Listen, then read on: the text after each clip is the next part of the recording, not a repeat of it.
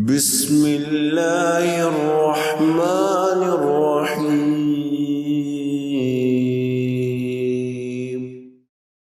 نحمده ونصلي على رسوله الكريم اعوذ باللہ من الشیطان الرجیم بسم اللہ الرحمن الرحیم رب اشرح لي صدری ویسر لي امری واحلل عقدۃ من لسانی یفقهوا قولی۔ تمام تعریفیں اللہ رب العزت کے لیے ہیں کہ جس نے ہمیں دین اسلام جیسی عظیم نعمت عطا فرمائی ہے اور قرآن کریم کو ہمارے لیے رہنمائی بنایا ہے۔ قرآن کریم کا مطالعہ کرنے سے نہ صرف ہم دنیا کی زندگی گزارنے کا سلیقہ سیکھتے ہیں بلکہ ہمیں اس کلام سے، اللہ رب العزت کی اس کتاب سے آخرت کی تعمیر کا سلیقہ بھی سیکھنے کو ملتا ہے۔ اور اس میں کوئی شک نہیں کہ ہدایت صرف اللہ رب العزت کی طرف سے ہوتی ہے۔ یہ وہی ہستی ہے کہ جس نے ہمیں دنیا کی زندگی گزارنے کے طریقے بھی ہدایت کے ذریعے سے سکھائے اور یہ عام ہدایت کہلاتی ہے، اور آخرت کی تعمیر کے طریقے بھی ہمیں سکھائے، اور اس کے لیے اللہ تعالیٰ اپنے خاص بندوں کو خاص ہدایت عطا کرتا ہے، اور یہ ہدایت ایمان کی شکل میں ملتی ہے، صحیح راستے پر چلنے کے حوالے سے ثابت قدمی کی شکل میں صاحب ایمان کو عطا ہوتی ہے، جس کے نتیجے میں صاحب ایمان نہ صرف اپنی دنیا سنوار لیتا ہے بلکہ اپنی آخرت کی تعمیر بھی کر لیتا ہے۔ جب ہم قرآن کریم کا مطالعہ کرتے ہیں تو اس میں ہم دیکھتے ہیں کہ اللہ رب العزت نے قرآن کریم کے آغاز میں ہی سورۃ الفاتحہ کے بعد سورۃ البقرہ میں انسانیت اور ایبسولوٹلی کل تخلیق کے بارے میں ہمیں آگاہ کر دیا ہے، اور پھر تخلیق کے ساتھ ساتھ ہمیں یہ بھی سکھا دیا کہ ہمارا دشمن کون ہے، اور یہ شیطان اور ابلیس ہے، اور پورا واقعہ بیان کر کے ہمیں سمجھا دیا کہ کس طرح سے شیطان آدم علیہ السلام کو ورغلانے میں اور اللہ رب العزت کی نافرمانی پر اکسانے میں کامیاب ہو گیا تھا۔ اور پھر اللہ رب العزت نے یہ بھی انتہائی وضاحت کے ساتھ بیان کر دیا ہے کہ شیطان تمہارا کھلا دشمن ہے۔ اس حوالے سے آج میں یہ جو سیشن آپ کے ساتھ شیئر کر رہی ہوں، یہ ابن قیم الجوزیہ رحمۃ اللہ علیہ نے شیطان کی مختلف گھاٹیاں یا شیطان کی مختلف راہوں کے حوالے سے مدارج السالکین میں اس کا ذکر کیا ہے، کیونکہ بحیثیت مسلمان ہم پر یہ فرض عائد ہوتا ہے کہ ہم اپنے دشمن کو پہچانیں، اس کے طور طریقوں کو جانیں کہ وہ کس طرح بنی آدم کو اپنی راہوں پر لانے کی کوشش کرتا ہے، اور وہ گڑھے جو اس نے بنی آدم کی تباہی کے لیے کھود رکھے ہیں، وہ گھاٹیاں جو اس نے بنی آدم کی ہلاکت کے لیے، میرے اور آپ کی ہلاکت کے لیے تیار کر رکھی ہیں، وہ کون کون سی ہیں، اور ہمیں کس طرح اپنی زندگی میں ان سے بچنا ہے، کیونکہ اللہ رب العزت نے بھی ہمیں خبردار کر دیا ہے کہ شیطان تمہارا کھلا دشمن ہے۔ تو اس حوالے سے ویسے تو یہ راہیں بہت ساری ہیں، یہ گڑھے جو شیطان نے کھود رکھے ہیں بنی آدم کی ہلاکت اور تباہی اور بربادی کے لیے بہت سارے ہیں، لیکن ان میں سے بیسک 7 آج میں آپ سے شیئر کروں گی، اور باقی پھر انشاءاللہ ہم کسی اور سیشن میں اس حوالے سے سیکھنے کی کوشش کریں گے۔ تو امام ابن القیم الجوزیہ رحمۃ اللہ علیہ فرماتے ہیں، سب سے پہلا گڑھا یا سب سے پہلی گھاٹی، اور آپ جانتے ہیں کہ گھاٹی یا گڑھا وہ گہرا مقام ہوتا ہے جس کا مقصد یہ ہوتا ہے کہ کوئی شخص اس میں گر جائے اور پھر دوبارہ اس سے نکل نہ سکے، یہاں تک کہ وہ وہیں ہلاک ہو کر ختم ہو جائے۔ تو شیطان کی بھی یہی خواہش ہے کہ نہ تو بنی آدم کی دنیا کی زندگی اچھی گزرنی چاہیے، نہ ہی وہ اس قابل ہو کہ اپنی آخرت کی تعمیر کر سکے، اور ظاہر ہے کہ جو بنی آدم یا جو انسان بھی اپنی دنیا کی زندگی کو ضائع کر دیتا ہے وہ اسے آخرت کی تعمیر سے بھی محروم ہو جاتا ہے۔ تو سب سے پہلی گھاٹی یا سب سے پہلا گڑھا جو شیطان کھودتا ہے، یا سب سے پہلی شیطان کے جو آنے کی راہ ہے، جس کا ذکر ابن القیم الجوزیہ رحمۃ اللہ علیہ اپنی کتاب مدارج السالکین میں کرتے ہیں، وہ ہے کفر۔ اس کی شیطان کی سب سے پہلی کوشش یہ ہوتی ہے کہ انسانوں کو کفر کے راستے پر چلایا جائے، یہ اللہ تعالیٰ کے وجود کا انکار کر دیں، یہ اللہ تعالیٰ کے دین کو تسلیم کرنے سے انکار کر دیں، اور ان کے دل میں کبھی بھی موت کے بعد اللہ رب العزت سے ملاقات کا خیال تک نہ آئے،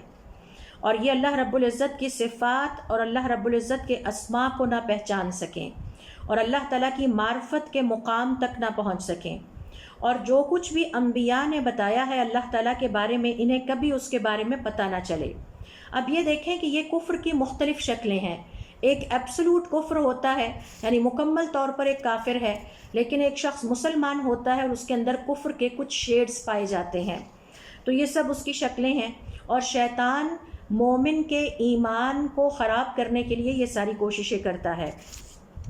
لہٰذا شیطان کی کوشش ہوتی ہے کہ یا تو بنی آدم مکمل طور پر اللہ رب العزت کے وجود کا انکار کر دے، کافر ہو جائے، اللہ تعالیٰ کے دین کو تسلیم نہ کرے، اللہ رب العزت سے ملاقات کا خیال بھی اس کے دل میں کبھی نہ آئے، نہ ہی وہ اس کے لیے اپنی دنیا کی زندگی میں تیاری کر پائے، اور اللہ رب العزت کی صفات اور اس کے ناموں کو، اسماء الحسنہ کو کبھی نہ پہچان پائے، اور جو کچھ اللہ تعالیٰ کے پیغمبروں نے اللہ تعالیٰ کے بارے میں بتایا ہے بنی آدم کو اس کے بارے میں کبھی بھی کچھ پتہ نہ چل سکے۔ اب اگر تو شیطان اس مرحلے پر کامیاب ہو جاتا ہے اور بنی آدم کو کفر کے راستے پر چلا لیتا ہے تو اس پر اس کی دشمنی کی آگ تھوڑی ٹھنڈی ہو جاتی ہے، اور وہ ہر وقت جو ایک حسد کی آگ میں جل رہا تھا بنی آدم کے حوالے سے کہ اللہ تعالیٰ نے اس کو مجھ پر فضیلت عطا کی ہے، اس حوالے سے اس کو ایک تسلی اور اطمینان ہوتا ہے۔ لیکن اگر بنی آدم یا کوئی انسان شیطان کے اس حملے سے بچ جائے اور شیطان کے کھودے ہوئے اس گڑھے میں یعنی کفر کے گڑھے میں نہ گرے، اور اللہ رب العزت اسے ہدایت عطا کر دیں اور وہ اپنی بصیرت کو بروئے کار لاتے ہوئے شیطان کے اس حملے سے بچ جائے اور شیطان کے آنے کی اس راہ کو بند کر دے اور اپنے ایمان کی حفاظت کرنے میں کامیاب ہو جائے، تو اب شیطان دوسرا گڑھا کھودتا ہے، دوسری راہ نکالتا ہے یا دوسری گھاٹی تیار کرتا ہے کہ ٹھیک ہے، اگر یہ انسان میرے ہاتھ نہیں آیا اور اس نے کفر کا ارتکاب نہیں کیا اور اس نے اللہ تعالیٰ کے دین کو تسلیم کر لیا ہے اور یہ آخرت کی فکر میں لگ گیا ہے اور یہ ان تمام باتوں پر ایمان لے آیا ہے جو اللہ کے پیغمبروں نے اللہ کے بارے میں بتائی ہیں، تو اب وہ دوسری اسٹریٹجی پہ آتا ہے، دوسرا گڑھا تیار کرتا ہے، دوسری راہ اپناتا ہے یا دوسری گھاٹی تیار کرتا ہے، اور وہ گھاٹی ہے شرک اور بدعت کی گھاٹی۔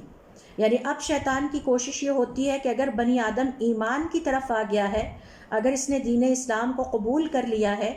اللہ رب العزت کا منکر نہیں ہوا اور اللہ تعالیٰ کی ملاقات کا اس کو یقین ہے اور اب یہ نیک عمل میں لگ گیا ہے، تو اسے بدعت میں مبتلا کر دیا جائے اور شرک میں مبتلا کر دیا جائے۔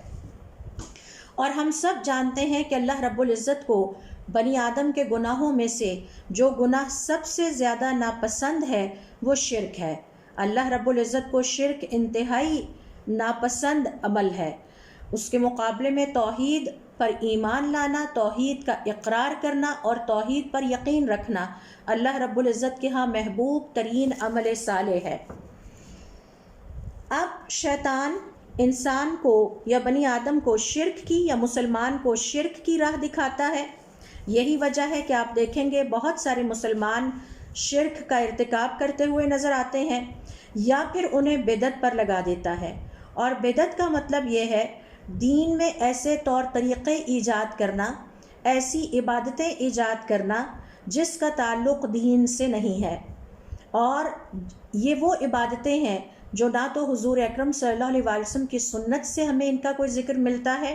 نہ ہی صالحین نے کبھی ان کو اپنی زندگی میں کیا تھا، اور یقیناً جب اپنی مرضی سے عبادتیں ایجاد کی جائیں گی تو ایسے اعمال کو اللہ رب العزت بھی کبھی قبولیت کا درجہ عطا نہیں کریں گے۔ اور اس حوالے سے مثال کے طور پر میں یہاں آپ سے شیئر کروں گی کہ ہمارے ہاں معاشرے میں جیسے 7 بیویوں کی کہانی کو ایک بہت ہی عظیم عبادت سمجھ کے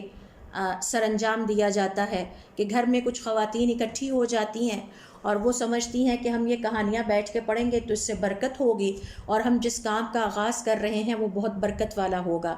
حقیقت بات یہ ہے کہ اس کا تعلق ہمارے دین سے نہیں ہے۔ اسی طرح سے جیسے یہ چند فضیلت والے دن جب آتے ہیں یا ذوالقعدہ کا مہینہ آتا ہے یا محرم کا آتا ہے تو گن کے سال کے دنوں کی گنتی کے مطابق چنے کسی کنویں میں ڈال دیے جاتے ہیں اور یہ سمجھا جاتا ہے کہ یہ ایک بہت نیک عمل ہے اور اس کے کرنے سے بلائیں ٹلتی ہیں۔ سفر کے مہینے میں غالباً ایسا کیا جاتا ہے، اور سفر کے مہینے کو بہت ہی بھاری مہینہ سمجھا جاتا ہے۔ یہ سارے اعتقاد، یہ سارے اعمال لوگ ایک دوسرے کی دیکھا دیکھی کرتے چلے جاتے ہیں۔ یعنی اگر آپ ایک سے پوچھے کہ آپ نے ایسا کیوں کیا، تو وہ کہتے ہیں اس نے کیا تھا تو میں نے بھی کر لیا۔ جبکہ ہونا یہ چاہیے کہ دین کے معاملات میں ہم تحقیق سے کام لیں۔ ہر وہ عمل جو حضور اکرم صلی اللہ علیہ وسلم کی سنت سے ثابت نہیں ہے اور جسے صالحین نے نہیں کیا، اب ہمارے اوپر قطعاً یہ فرض عائد نہیں ہوتا کہ ہم اس کو کریں، اور خاص طور پر اس کو نیک عمل سمجھ کے کیا جائے۔ اسی طرح سے میں اس کی مثال دوں گی، آج کل جیسے میں دیکھ رہی ہوں کہ واٹس ایپ پر جمعۃ المبارک کی پوسٹ شیئر ہوتی ہے، آپ کو جمعہ مبارک ہو۔ اس چیز کا تعلق بھی نہ تو سنت سے ہے، حضور اکرم صلی اللہ علیہ وسلم نے کبھی بھی اپنے صحابہ کرام رضوان اللہ علیہم اجمعین کو جمعۃ المبارک کی مبارکباد نہیں دی، نہ ہی صالحین نے کبھی آپس میں ایسا کیا ہے۔ تو ہمیں، اور بعض لوگ اس کو بہت نیک عمل سمجھ کے، یعنی جمعے والے دن سورۃ الکہف پڑھیں یا نہ پڑھیں، جمعے والے دن جمعے کی نماز مسجد میں جا کے پڑھیں یا نہ پڑھیں، درود شریف کا اہتمام کریں یا نہ کریں، یا جمعے کے دن کی جو دیگر عبادتیں ہیں وہ کریں نہ کریں، وہ جمعۃ المبارک کی مبارکباد ضرور ایک دوسرے کو بھیجتے ہیں۔ تو یہی شیطان کی وہ اسٹریٹجی ہے، یہی شیطان کا وہ گڑھا ہے کھودا ہوا، اور یہی وہ گھاٹی ہے جس میں شیطان دوسرے نمبر پر مسلمان کو گرا کر اس کا ایمان تباہ کرنے کی کوشش کرتا ہے۔ اور یہ گھاٹی ہے شرک کی، یا تو اسے شرک کے کاموں پر لگاتا ہے یا اسے بدعت کے کاموں پر لگا دیتا ہے، یعنی دین میں ایسے نت نئے طریقے ایجاد کرنا جن کا تعلق ہمارے دین کے مستند مصادر سے، اوتھینٹک سورسز سے نہیں ہے۔ پھر اس کے بعد اگر شیطان یہاں بھی ناکام ہو جائے تو اگلا وار اس کا یہ ہوتا ہے، اگلی گھاٹی وہ بنی آدم کی ہلاکت کے لیے، ایک مسلمان کو اس میں گرانے کے لیے، اور اگلی جسے کہتے ہیں گڑھا، وہ یہ کھودتا ہے کہ اسے کبیرہ گناہوں پر لگا دیتا ہے،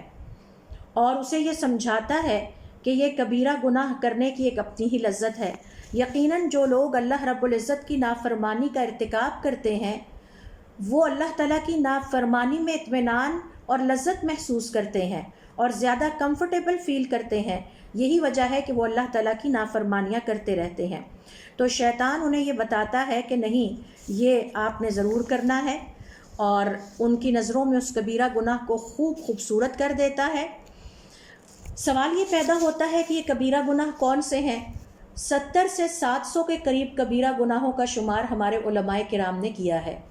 ہر وہ برا عمل جس کے کرنے میں قرآن کریم میں یا حضور اکرم صلی اللہ علیہ وسلم کی احادیث میں اس کے حوالے سے سخت وعید آئی ہے، یعنی قیامت کی زندگی میں اس کے لیے آخرت کی سخت سزا سنائی گئی ہے، وہ برا عمل کبیرہ گناہ کہلاتا ہے۔ مثال کے طور پر غیبت کرنا کبیرہ گناہ ہے، اور ہماری محفلیں غیبت کے بغیر مکمل ہی نہیں ہوتی، ہم انجوائے ہی نہیں کرتے جب تک کہ غیبت نہ کر لی جائے۔ جھوٹ بولنا کبیرہ گناہ ہے، حسب و نسب میں تبدیلی کر کے لوگوں کو مس گائیڈ کرنا اپنے حسب و نسب کے حوالے سے کبیرہ گناہ ہے۔ تو اس حوالے سے علماء کرام نے کتابیں لکھی ہیں اور فہرست ترتیب دے دی ہے کہ یہ کبیرہ گناہ ہیں اور ان سے ہمیں اپنے زندگی میں بچنا چاہیے۔ اور اگر ہمیں ان کا علم نہیں ہے تو اس بات کا خطرہ موجود ہے کہ شیطان کے بہکاوے میں ایسا مسلمان جلدی آ سکتا ہے جسے یہ علم نہیں ہے کہ وہ اللہ رب العزت کی جو نافرمانی کرنے جا رہا ہے وہ ایک کبیرہ گناہ ہے۔ لہٰذا ہمیں مطالعہ کر کے خوب اچھی طرح سے سیلف اسیسمنٹ کرنی چاہیے کہ ہم کہیں پہ بھی کسی کبیرہ گناہ میں مبتلا تو نہیں ہیں۔ پھر اسی طرح سے دیکھیے چوتھی گھاٹی یا چوتھا گڑھا، ایک شیطان مسلمان کا ایمان خراب کرنے کے لیے، مسلمان کو اللہ رب العزت کی نافرمانی کے راستے پر لگانے کے لیے جو کھودتا ہے، یعنی اگر مسلمان کبیرہ گناہوں سے بھی بچ جائے، پہلے نمبر پر اللہ رب العزت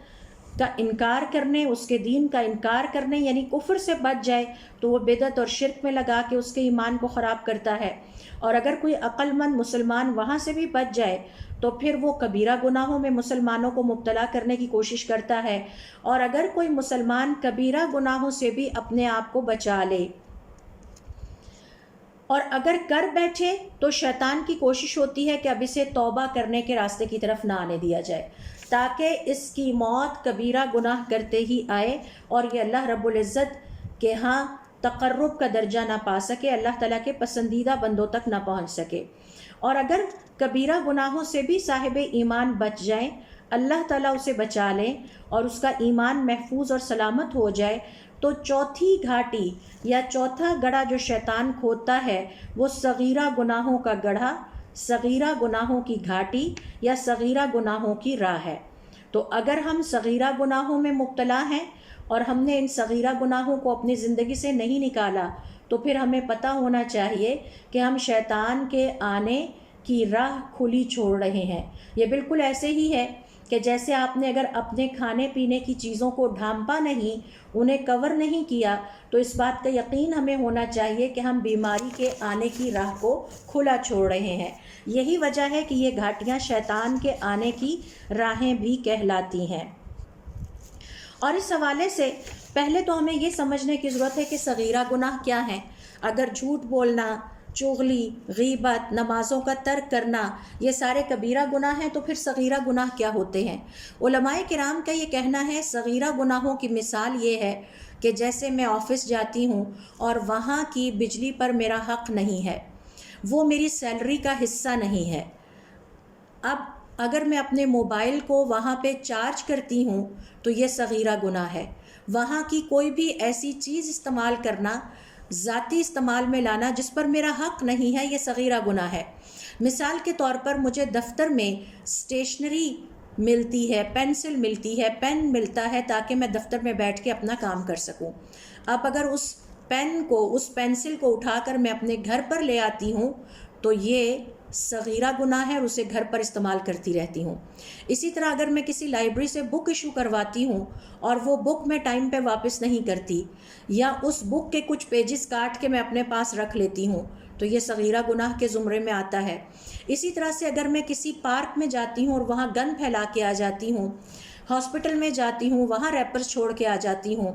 اسی طرح سے میں کسی اور جگہ پہ جاتی ہوں اور پبلک پراپرٹی کو ڈیمیج کرتی ہوں، جیسا کہ ہمارے ہاں سٹرائکس میں پبلک پراپرٹی کو ڈیمیج کیا جاتا ہے، بسز کو آگ لگا دی جاتی ہے، دکانوں کو تباہ کر دیا جاتا ہے،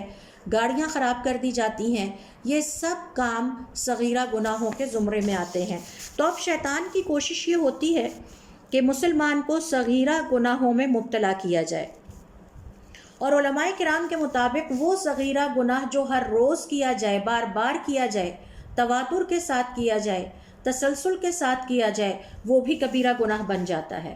مثال کے طور پر اگر میں زندگی بھر یہی عادت اپنائے رکھوں کہ اپنے گھر کو تو صاف رکھوں، لیکن گھر سے باہر جب بھی جاؤں، کسی پارک میں گئی یا کسی ہاسپٹل میں گئی یا کسی اور جگہ پہ گئی اور ہمیشہ وہاں پر گندگی اور ریپرز چھوڑ کے آ گئی اور صفائی کا خیال نہیں رکھا، تو اس کا مطلب ہے کہ میں نے ساری زندگی ایک ایسا صغیرہ گناہ کرتی رہی جو ملٹی پلائی ہو کے اب کبیرہ گناہ بن گیا ہے۔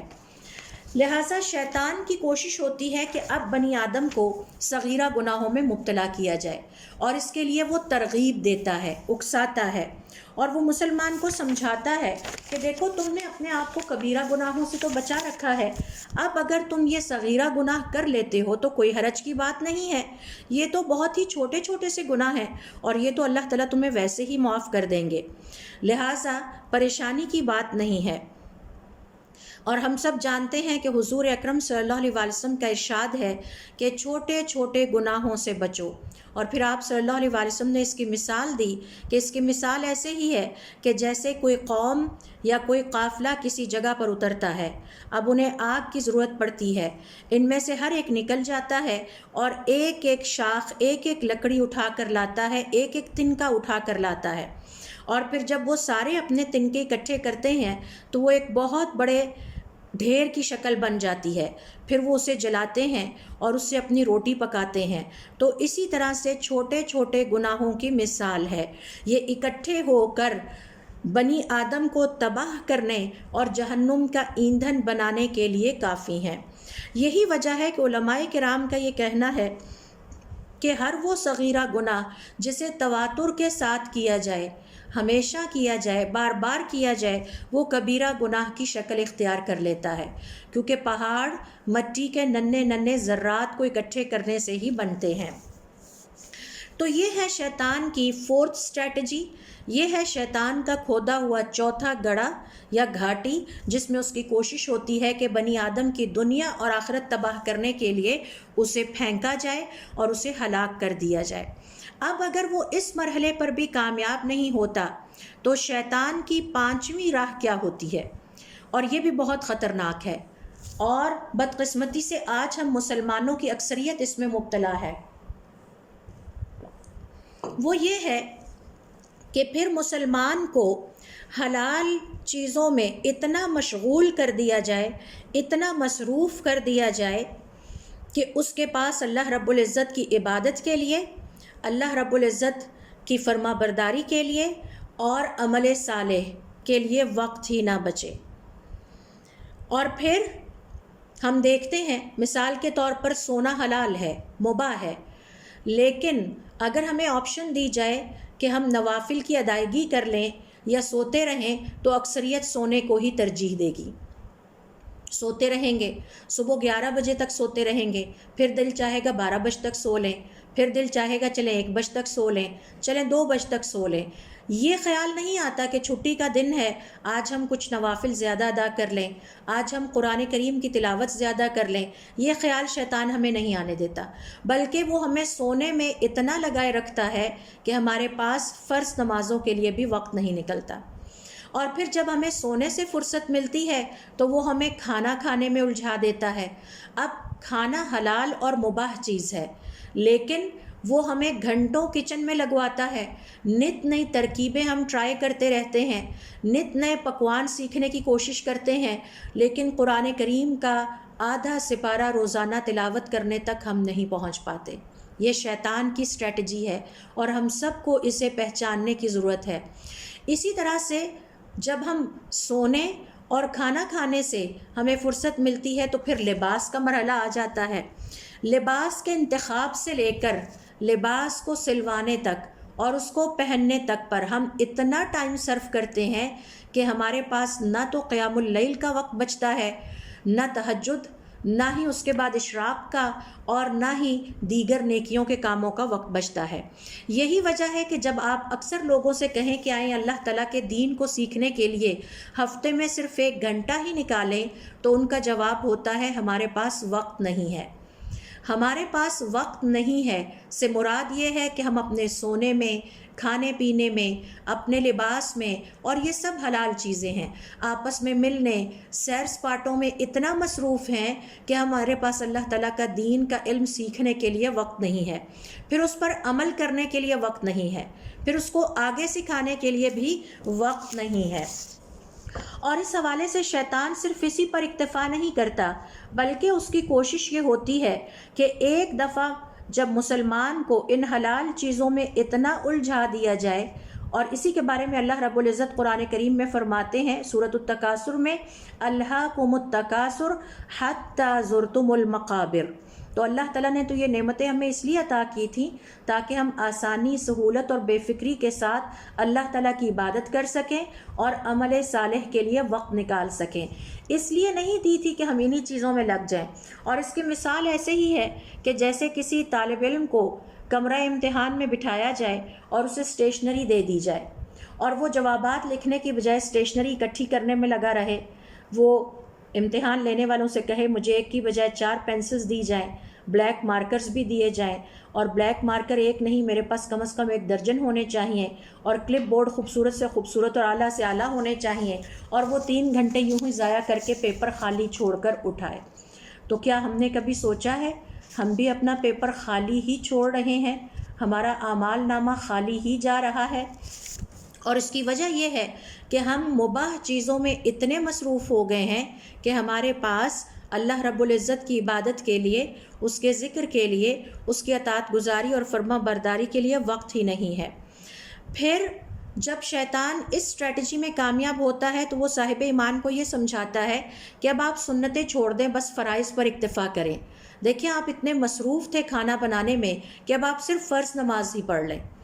اتنے مصروف تھے آپ کھانا کھانے میں اور آج کی دعوت میں کہ آپ ایسے کریں کہ نمازوں کو اکٹھا کر کے پڑھ لیں، حالانکہ نماز ہماری پہلی پرائورٹی ہونی چاہیے۔ مجھے اکثر افسوس ہوتا ہے جب میں بچوں کو یہ سوال کرتا دیکھتی ہوں کہ اگر ہم روزانہ صرف فرائض پڑھ لیا کریں اور سنتیں چھوڑ دیا کریں تو ٹھیک ہے، حالانکہ یہی تو وہ وقت ہے کہ جب انرجی ہے، ہمت ہے، اس وقت میں زیادہ سے زیادہ اللہ تعالیٰ کی عبادت کر لیں، کیونکہ جب جسم ساتھ نہیں دے گا تو پھر حسرت ہوگی اور اتنی عبادت نہیں ہو سکے گی۔ اس طرح شیطان حلال چیزوں میں ایک مسلمان کو لگا کے اللہ رب العزت نے جو دنیا اور آخرت میں مومن کے لیے شاندار اعزاز تیار کر رکھے ہیں، شاندار انعام تیار کر رکھے ہیں، ان سے محروم کر دیتا ہے۔ اور حقیقت بات یہ ہے کہ کوئی عقل مند انسان آخرت کے شاندار انعامات اور آخرت کے شاندار اللہ رب العزت کے تیار کردہ اعزازات کو کبھی بھی نظر انداز نہیں کر سکتا دنیا کی چیزوں کی خاطر، کیونکہ دنیا کی نعمتوں کی دنیا کی چیزوں کی کوئی قیمت نہیں ہے۔ یہ دنیا اللہ رب العزت کے ہاں انتہائی حقیر ہے۔ یہی وجہ ہے کہ حضور اکرم صلی اللہ علیہ وسلم فرماتے ہیں کہ ایک تسبیح کے کلمات زبان سے ادا کرنا جو کچھ دنیا میں ہے اور اس میں ہے اس سب سے بہتر ہے، لیکن چونکہ انسان کو اس بات کا ادراک نہیں ہے، شیطان کو اس بات کا ادراک ہے، یہی وجہ ہے کہ وہ مسلمان کو یہ بات سمجھاتا رہتا ہے کہ وہ کسی طرح سے انہی مباح چیزوں میں، حلال ایکٹیویٹیز میں اتنا مصروف رہے کہ اللہ رب العزت کی عبادت اور اللہ رب العزت کے ذکر اور نیک اعمال کی طرف نہ آ سکے، تاکہ آخرت کے شاندار اعزاز سے بنی آدم کو محروم کر دیا جائے۔ پھر اگر کوئی صاحب ایمان اللہ رب العزت کی دی ہوئی ہدایت اور اللہ رب العزت کی توفیق اور اس کے عطا کردہ ایمان اور عقل مندی سے دشمن کو پہچان لے اور اس کے طور طریقوں کو پہچان لے، تو شیطان اب اس کے لیے اگلی گھاٹی تیار کرتا ہے، اگلی راہ نکالتا ہے، اگلا گڑھا تیار کرتا ہے۔ اور وہ گڑھا کیا ہے اور وہ گھاٹی کیا ہے کہ اسے کم فضیلت والے اعمال پر لگاتا ہے اور زیادہ فضیلت والے اعمال کو چھوڑنے کی ترغیب دیتا ہے۔ اور اس کی مثال ایسے ہی ہے کہ جیسے کسی عالم کے لیے جسے اللہ رب العزت نے علم عطا کیا ہے، زیادہ فضیلت والا عمل یہ ہے کہ وہ اللہ رب العزت کے دین کا علم حاصل کرے اور اسے لوگوں کو سکھائے۔ لیکن اگر وہ عالم نوافل کی ادائیگی پر لگ جاتا ہے، قیام اللیل پر لگ جاتا ہے، اور جو اللہ تعالیٰ نے اسے علم حاصل کرنے کی صلاحیت عطا کی ہے اس علم کو وہ دوسروں سے شیئر نہیں کرتا، تو گویا وہ کم فضیلت والے کاموں پر لگا ہوا ہے اور زیادہ فضیلت والے کاموں کو اس نے ترک کر رکھا ہے۔ تو ایک عالم کے لیے، صاحب علم کے لیے زیادہ فضیلت والا عمل یہ ہے کہ وہ اپنے علم کو جو اللہ تعالیٰ نے اس کو عطا کیا ہے یا اللہ تعالیٰ اس کو عطا کر رہا ہے، اس پر نہ صرف عمل کرے بلکہ دوسروں کے ساتھ بھی شیئر کرے اور دوسروں کو ترغیب دے کہ وہ بھی اس نیک عمل میں اور علم کے حصول میں اللہ رب العزت کا تقرب حاصل کرنے کے لیے آگے بڑھے۔ اس حوالے سے ہم سب جانتے ہیں کہ حضور اکرم صلی اللہ علیہ وسلم کی جب ہم سیرت کا مطالعہ کرتے ہیں تو دیکھتے ہیں کہ بہت سارے افراد نے آپ صلی اللہ علیہ وسلم کے پاس آ کے یہ سوال کیا کہ اللہ تعالیٰ کے رسول ہمیں بتائیے افضل ترین عمل کون سا ہے۔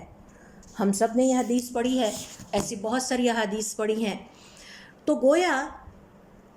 اس سوال سے ہمیں یہ پتہ چلتا ہے کہ آپ کے ساتھی صحابہ اکرام رضوان اللہ علیہم اجمعین اس حقیقت کو سمجھ گئے تھے کہ ہمارے پاس وقت بہت کم ہے، یہ عمر بہت کم ہے، جبکہ ہمیں آخرت میں کامیابی کے لیے بہت زیادہ محنت اور جد و جہد کرنے کی ضرورت ہے۔ تو بجائے اس کے کہ ہم ایسے اعمال میں لگے رہیں جن کی فضیلت کم ہے، کیوں نہ ایسے اعمال کو اختیار کیا جائے جن کی افضلیت زیادہ ہے۔ اور اس حوالے سے تھوڑا سا میں یہاں رک کے آپ سے شیئر کروں گی، اور یہ ایک نئی ہمارے سیکھنے کے لیے چیز بھی ہے۔ حضور اکرم صلی اللہ علیہ وسلم کے پاس مختلف لوگ آئے اور انہوں نے سوال کیا کہ اللہ کے رسول ہمیں بتائیے کہ افضل ترین عمل کون سا ہے۔ تو آپ نے کسی کو کہا کہ غصہ نہ کرو، کسی سے کہا کہ جہاد میں حصہ لو، اور کسی سے کہا کہ روزے رکھو، روزے جیسا کوئی نیک عمل نہیں ہے، اور کسی سے کہا کہ اللہ تعالیٰ کی راہ میں صدقہ کرو۔ جہاں تک اعمال کی افضلیت کا تعلق ہے تو آپ صلی اللہ علیہ وسلم کی وہ حدیث بھی ہمیں یاد رہنی چاہیے کہ اعمال آپس میں ایک دوسرے کے ساتھ بحث کر رہے تھے اور فخر کا اظہار کر رہے تھے، تو صدقہ کہنے لگا کہ میں سب سے بہتر ہوں، صدقہ کرنے کو افضل ترین قرار دیا گیا۔ تو یہ اس طرح کی جو ڈسکشنز ہیں اس سے ہمیں پہلی بات تو یہ پتہ چلتی ہے کہ کچھ اعمال ایسے ہیں جو افضل ترین ہیں اور کچھ اعمال ایسے ہیں جو کم فضیلت کے حامل ہیں۔ مثال کے طور پر دین کا علم سیکھنا افضل ترین اعمال میں سے ایک ہے، اور امام شافعی رحمۃ اللہ علیہ فرماتے ہیں نوافل کی ادائیگی سے بھی زیادہ افضل ترین عمل دین کا علم سیکھنا ہے۔ آپ صلی اللہ علیہ وسلم کا ارشاد ہے کہ دین کے علم کا کوئی ایک باب سیکھنا، یعنی آپ ایک دن میں کوئی ایک کانسیپٹ سیکھ لیتے ہیں تو وہ 1000 نوافل کی ادائیگی سے بہتر ہے۔ لیکن اگر آپ آج کے مسلمان پر نظر ڈالیں تو آپ دیکھیں گے کہ وہ دین کے علم کو حاصل کرنے کے حوالے سے زبردست لاپرواہی اور کوتاہی کا شکار نظر آتے ہیں، اور اس کے مقابلے میں نوافل کی ادائیگی پر ان کی توجہ زیادہ ہوتی ہے۔ تو علماء کرام کا یہ کہنا ہے کہ یہ کیسے فیصلہ کیا جائے کہ کون سا عمل افضل ہے۔ تو اس حوالے سے ہمیں یہ ذہن میں رکھنا چاہیے کہ کون سا عمل افضل ہے، اس سوال کا جواب پرسن ٹو پرسن ویری کرتا ہے، یعنی ایک انسان سے دوسرے انسان کے لیے اس کا جواب مختلف ہوگا، اور پھر اسی طرح سے ایک ہی انسان کے لیے مختلف حالات میں مختلف اعمال افضل ہو سکتے ہیں۔ تو 2 چیزیں ہمارے سامنے آئیں، number 1 person to person vary کرنا یعنی شخص کے حوالے سے، اور دوسرا ہے حالات کے اعتبار سے۔ ہم آتے ہیں پہلی بات کی طرف کہ پرسن ٹو پرسن یہ کیسے ویری کر سکتا ہے۔ تو اس حوالے سے علماء کرام کا یہ کہنا ہے کہ ذرا غور کیجئے، حضور اکرم صلی اللہ علیہ وسلم کے پاس مختلف افراد آتے ہیں، سوال ایک ہی کرتے ہیں لیکن جواب مختلف ہے۔ اس کی وجہ یہ ہے کہ ہر انسان صلاحیت کے اعتبار سے دوسرے سے مختلف ہے۔ کسی کو اللہ رب العزت نے جہاد کرنے کی ہمت اور طاقت عطا کی ہے، کسی کو علم حاصل کرنے کی مشقت اٹھانے کی توفیق عطا کی ہے۔ ہر انسان برابر علم حاصل نہیں کر سکتا۔ اسی طرح سے کسی کو روزے رکھنے کی طاقت زیادہ عطا کی ہے۔ تو پہلے نمبر پر تو ہم نے یہ دیکھنا ہے کہ میرے لیے جب کون سا عمل افضل ہے تو اس کے لیے ہمیں یہ دیکھنا ہے کہ اللہ تعالیٰ نے مجھے کون سے کام کرنے کی ہمت اور توفیق دی ہے۔ مثال کے طور پر ابن مسعود رضی اللہ تعالیٰ عنہ فرمایا کرتے تھے کہ میں نفلی روزے اس لیے نہیں رکھتا کہ پھر اس طرح دین سیکھنے اور سکھانے کا عمل رک جاتا ہے۔ وہ کمزور تھے اور کہتے تھے کہ میں نفلی روزے رکھوں تو مجھے کمزوری محسوس ہوتی ہے، میں اس کی جگہ دین کا علم سیکھنے اور سکھانے کو ترجیح دیتا ہوں۔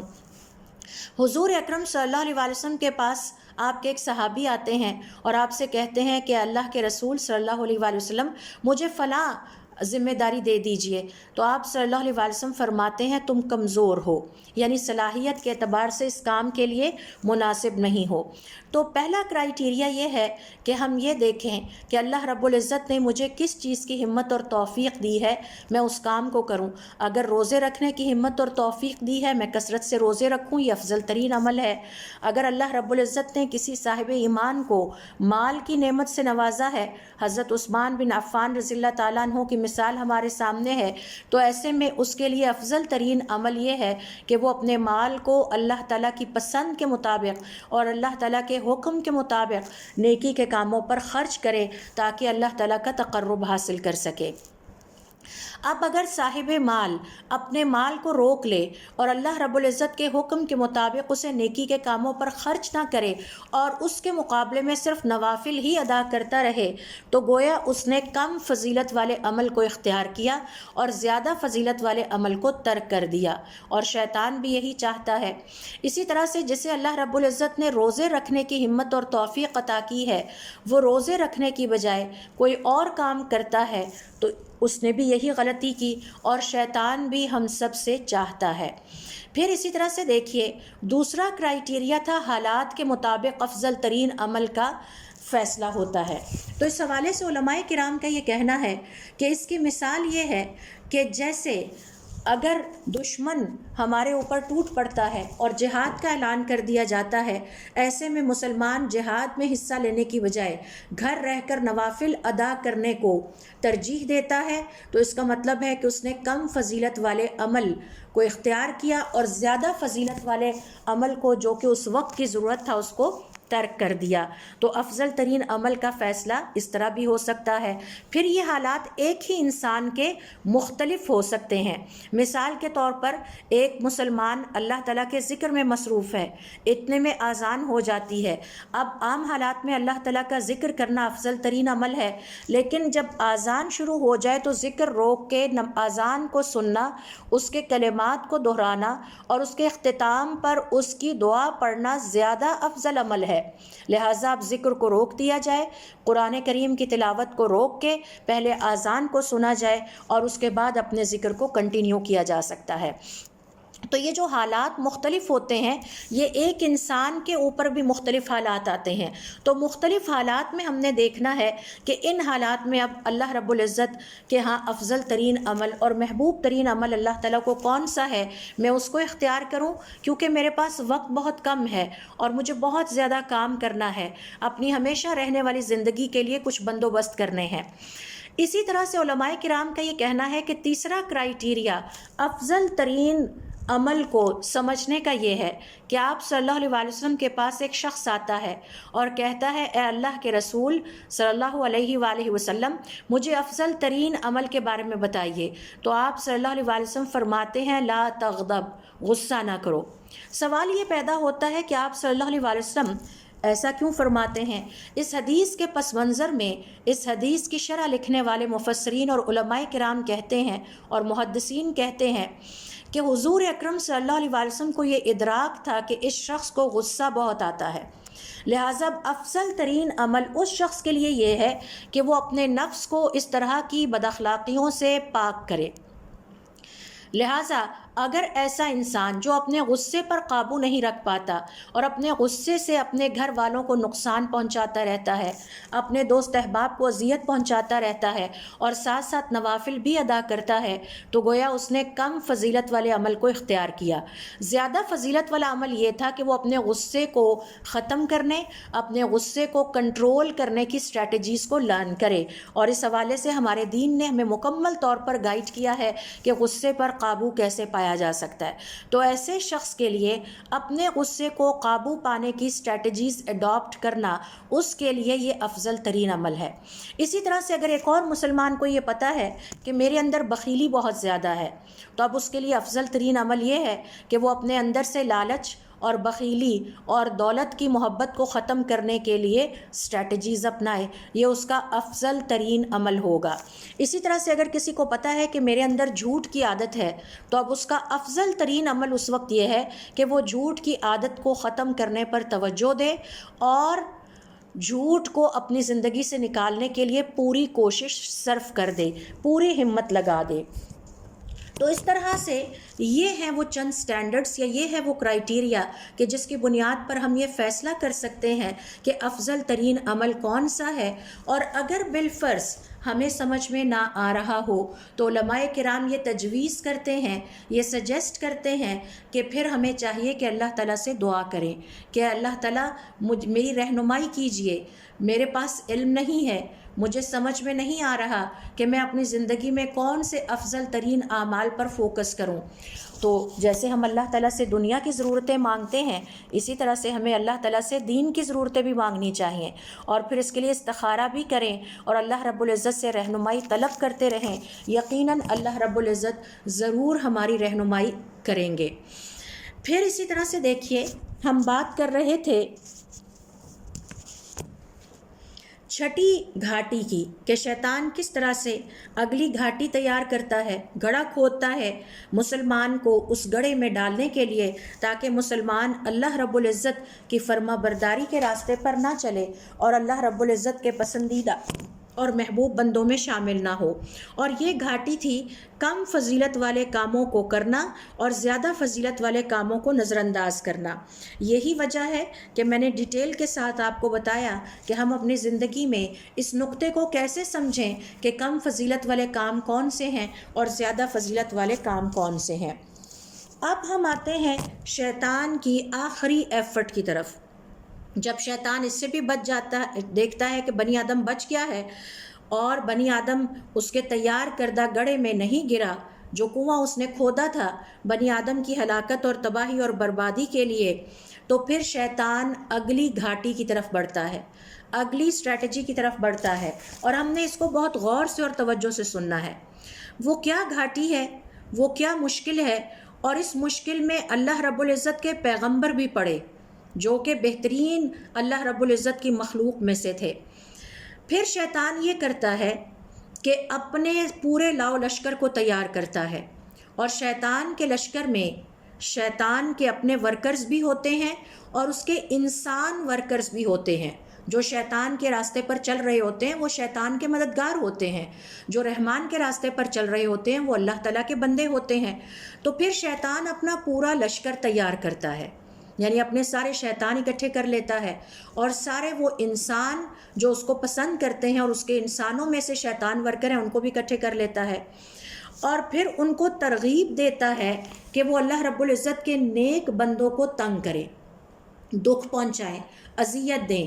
پھر یہ پورا لشکر اس نیک انسان پر اس کی نیکی کے مطابق، یعنی جتنا کوئی انسان نیک ہے، جتنی اس کے ایمان میں اسٹرینتھ ہے، اس کے مطابق اس پر حملہ آور ہو جاتے ہیں،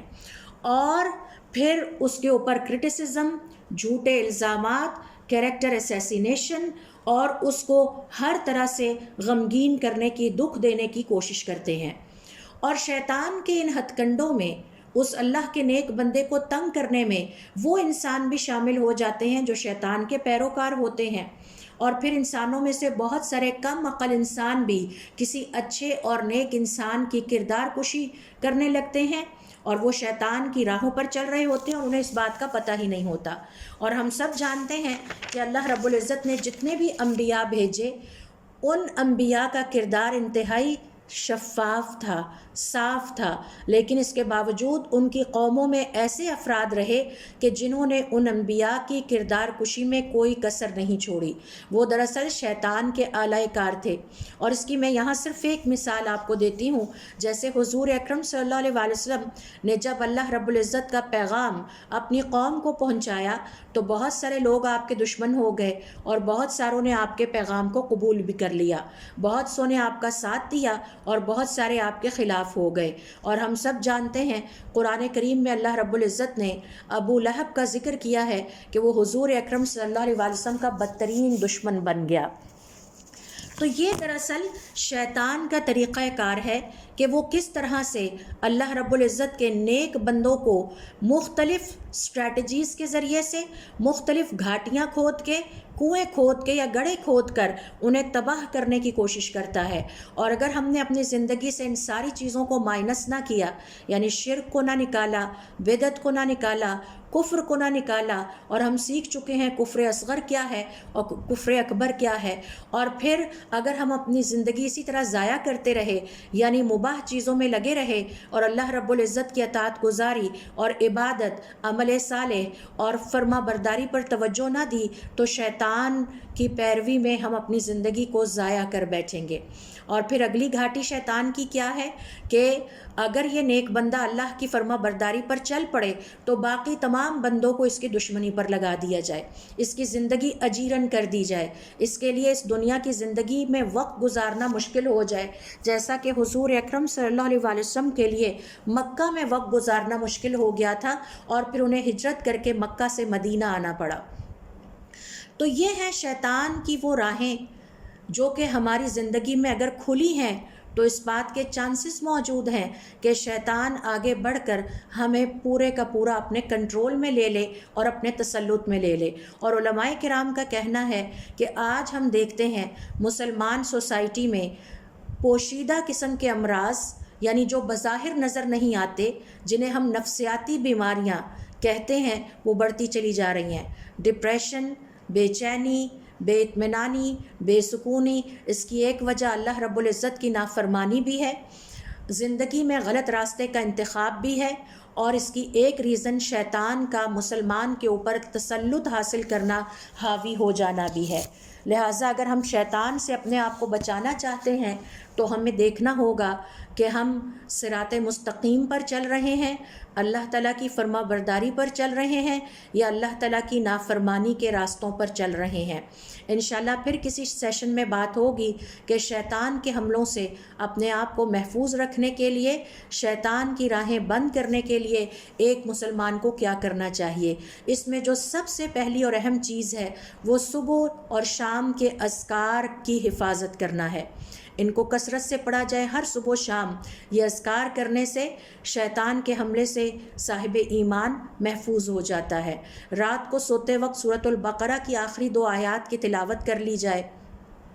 ہو سکے تو گھر میں روزانہ یا کم از کم تیسرے دن سورۃ البقرہ کی تلاوت مکمل کی جائے۔ خود تلاوت نہ کر سکیں، آپ مصروف ہیں، کچن میں کام کر رہی ہیں، آپ اپنے موبائل پر سورۃ البقرہ کی تلاوت لگا لیجئے اور کام کرتے ہوئے اس کو سنتے رہیے۔ تو یہ وہ چند چیزیں ہیں کہ جن کے کرنے سے ہم اپنے آپ کو شیطان کے حملوں سے محفوظ رکھ سکتے ہیں، اور جب بھی شیطان کا حملہ محسوس کریں اعوذ باللہ من الشیطان الرجیم کہہ کے اللہ رب العزت کی پناہ میں آ جائیں اور شیطان کے حصار سے اپنے آپ کو نکال لیں۔